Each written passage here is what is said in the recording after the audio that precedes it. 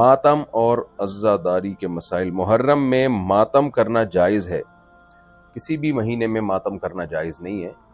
صحیح بخاری کی حدیث ہے، عبداللہ بن مسعود رضی اللہ تعالیٰ عنہ سے روایت ہے، نبی صلی اللہ علیہ وسلم نے فرمایا جو اپنے چہرے پہ مارے گا یعنی غم میں، یا گریبان چاک کرے گا تو زمانے جاہلیت کی رسم کے مطابق چلے گا تو وہ ہم میں سے نہیں ہے، او کما قال صلی اللہ علیہ وسلم۔ تو گریبان چاک کرنا، چہرے پہ یا سینے پہ تھپڑ مارنا یا کسی بھی طریقے سے ماتم کرنا، اس کی نبی صلی اللہ علیہ وسلم سے صحیح حدیث میں ممانعت ہے۔ ہمیں غموں میں صبر کرنے کا حکم ہے، ان اللہ مع الصابرین، اللہ صبر کرنے والوں کے ساتھ ہے۔ اور فرمایا الذین اذا اصابتهم مصیبۃ قالوا انا للہ وانا الیہ راجعون، جب بھی اہل ایمان کو کوئی مصیبت پہنچتی ہے تو وہ کہتے ہیں ہم اللہ ہی کے لیے، ہم نے اس کی طرف لوٹ کر جانا ہے۔ تو یہ ہو نہیں سکتا کہ اسلام جو ایک وسیع مذہب ہے، اتنا جامع دین ہے، وہ ہمیں یہ ہدایت ہی نہ دے کہ غم میں ہم نے کیا کرنا ہے۔ تو اللہ نے ہمیں ہدایت دی ہے، غم میں ہم نے صبر کرنا ہے، اور اس صبر میں ہم نے دعا پڑھنی ہے، اور ماتم یا یہ سب چیزیں ہم نے نہیں کرنی ہے۔ ان سب چیزوں کو زمانے جاہلیت کی رسم قرار دیا گیا ہے، زمانے جاہلیت میں ایسا ہوتا تھا۔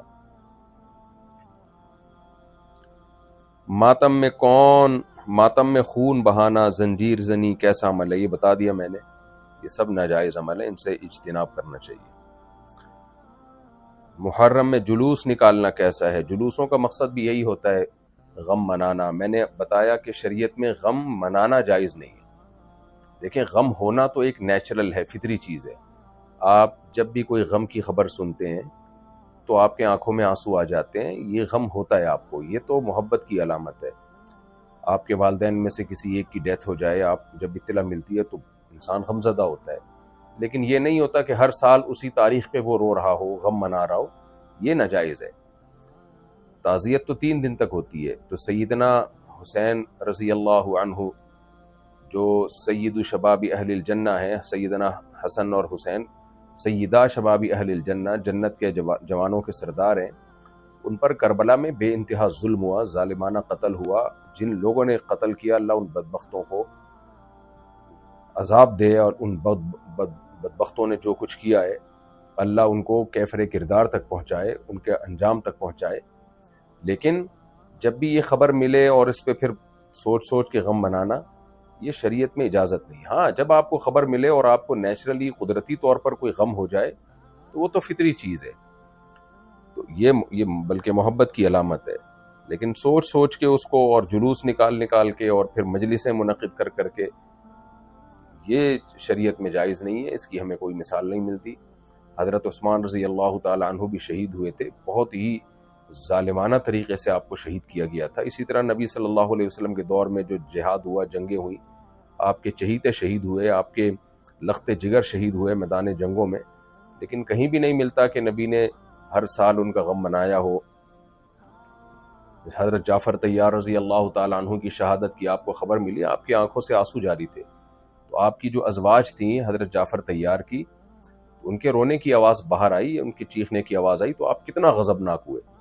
صحیح حدیث ہے کہ آپ نے کتنی سختی سے ان کو حکم دیا۔ اب جن کی جوان خوبصورت شوہر، بہادر شوہر، غیرت مند شوہر شہید ہو گئے، ان کی بیویوں کو چیخ و پکار کی اجازت نہیں دی جا رہی اس موقع پہ، یہ نہیں کہ اگلے سال، بلکہ اسی موقع پہ، تو اگلے سال کہاں سے اجازت دی جائے گی کسی کے غم منانے کی؟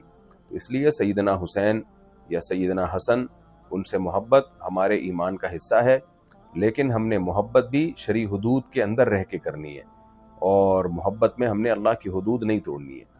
تو اس لیے جب کوئی کربلا کا واقعہ سنتا ہے، پڑھتا ہے، اور اس موقع پر اس کے آنکھ سے آنسو نکل آئیں، بیان کرنے والے کی آنکھوں سے آنسو نکل آئیں، تو یہ تو فطری چیز ہے، نیچرل چیز ہے۔ لیکن سوچ کے اس میں پھر جلوس نکالنا، اور اس کو اس نیت سے واقعات کو سنانا کہ تاکہ لوگ روئیں، چیخیں، تو جو بہت جگہوں پر دیکھا ہے اس طرح کی محفلیں لگتی ہیں، یہ پھر شرعی حدود سے تجاوز ہے۔ محرم میں نئے کپڑے اور نئے جوتے پہننا کیسا ہے؟ دیکھیں، جب شیعہ لوگوں نے محرم کو منحوس سمجھنا شروع کر دیا تھا اور اس میں غم منانا شروع کر دیا، تو بعض لوگوں نے شیعوں کی مخالفت میں محرم کو ایک تہوار سمجھنا شروع کر دیا، یعنی ایسا معاملہ شروع کر دیا جیسے تہوار ہے، اس میں نئے کپڑے پہننا اور اس طرح کی، تو یہ بھی غلط ہے۔ محرم نہ سفر میں بھی برا ہے، ربیع الاول میں بھی برا ہے۔ اب یہ لوگ عجیب سی بات ہے کہ محرم میں کہتے ہیں کہ میوزک بند کرو اور سفر میں پھر چلا دیتے ہیں، ربیع الاول میں پھر چلا دیتے ہیں، تو یہ غلط ہے، سب میں بند کریں۔ محرم میں صرف حضرت حسین کا غم ہی کافی ہے، کیا مطلب؟ یہ سوال میں سمجھا نہیں ہے۔ محرم میں رونا دھونا اور غم منانے کی شریعت کا حکم کیا ہے؟ میں نے بتا دیا کہ اسلام میں صبر کا حکم ہے، غم منانے کا حکم نہیں ہے۔ جتنی بڑی سے بڑی مصیبت آ جائے، شریعت ہمیں حکم دیتی ہے کہ صبر کرو، ان اللہ مع الصابرین، صبر کرنے کا حکم ہے۔ یہ جو حدیث پیش کی جاتی ہے کہ نبی صلی اللہ علیہ وسلم نے جب بتایا کہ میرے نواسے کو قتل کر دیا جائے گا تو آپ کے آنکھوں سے آنسو نکلے، تو اس سے بعض لوگ کہتے ہیں کہ جی اس سے پتہ چلتا ہے حسین کے غم میں رونا بھی سنت ہے۔ نبی صلی اللہ علیہ وسلم نے یہ ہمیں نہیں کہا کہ جب بھی شہادت کی ہر سال تم جو ہے رویا کرو، تبھی نبی صلی اللہ علیہ وسلم بھی ہر سال نہیں روئے ہیں۔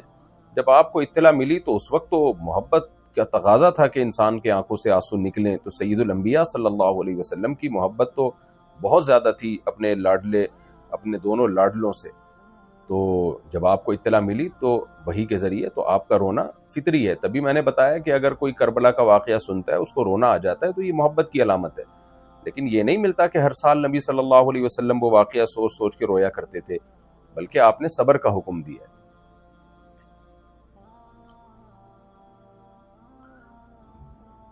محرم کی کوئی حدیث مشہور حدیث یا متواتر حدیث کے خلاف ہوگی تو صحیح ہونے کے باوجود بھی وہ قابل قبول نہیں ہوگی۔ تو یہاں جو حدیث ہے، جو ضعیف روایتیں ہیں، وہ بخاری کی صحیح حدیث کے خلاف ہیں، جس میں عاشورہ میں ہمیں روزہ رکھنے کا حکم دیا گیا ہے۔ تو اب روزہ اور دسترخوان وسیع کرنا ایک ساتھ جمع نہیں ہو سکتے۔ بعض لوگ یہ کہتے ہیں کہ جی ٹھیک ہے روزہ رکھیں دن میں اور افطاری میں دسترخوان وسیع کر دیں، تو بھائی جب افطاری میں دسترخوان وسیع کریں گے تو وہ عاشورہ کا دن رہے گا ہی نہیں، وہ تو 11 محرم شروع ہو جائے گی۔ تو بعض لوگ پھر یہ کہتے ہیں کہ نہیں وہ رات یہاں دن کے تابع ہے، تو کچھ بنتا نہیں ہے، بہت زیادہ تعویلات کرنی پڑتی ہیں۔ اس لیے علامہ ابن تیمیہ رحمہ اللہ کی رائے اس بارے میں یہی ہے کہ ایسا معلوم ہوتا ہے کہ جیسے شیعہ لوگوں نے اس دن کو منحوس دن قرار دیا، تو بعض شام کے لوگوں نے، سنیوں نے، ان کی مخالفت میں بھی تشدد کر کے اس کو گویا ایک خوشی کا دن قرار دے دیا، اور پھر خوشیوں میں کپڑے بھی اچھے پہنے جاتے ہیں اور دسترخوان وسیع بھی کیا جاتا ہے، کھلایا پلایا جاتا ہے۔ تو ابن تیمیہ رحمہ اللہ کی رائے یہ ہے کہ یہ کچھ لوگوں نے غلو میں یہ حدیثیں گھڑی ہیں، واللہ عالم۔ بہرحال روایات ہیں، اختلافی مسئلہ ہے، جب مسئلہ اختلافی ہوتا ہے اہل حق علماء کے درمیان تو اس میں تشدد اور غلو جائز نہیں ہے۔ تو میرا جو رجحان تھا اور ہمارے شیخ حضرت مفتی رشید احمد صاحب رحمہ اللہ تعالیٰ کا جو رجحان ہے، میرا کیا رجحان، میں تو چھوٹا منہ بڑی بات، جو بعض ہمارے بڑے علماء کا رجحان ہے، اگرچہ بعض علماء اس کو جائز بھی سمجھتے ہیں کہ دسترخوان وسیع کر دیا جائے، لیکن ہمارے ہی بعض اکابر اس طرف گئے ہیں کہ یہ روایتیں اتنی جاندار نہیں ہیں کہ اس کی وجہ سے بخاری اور مسلم کی متفق علیہ صحیح حدیث میں تعویل کی جائے۔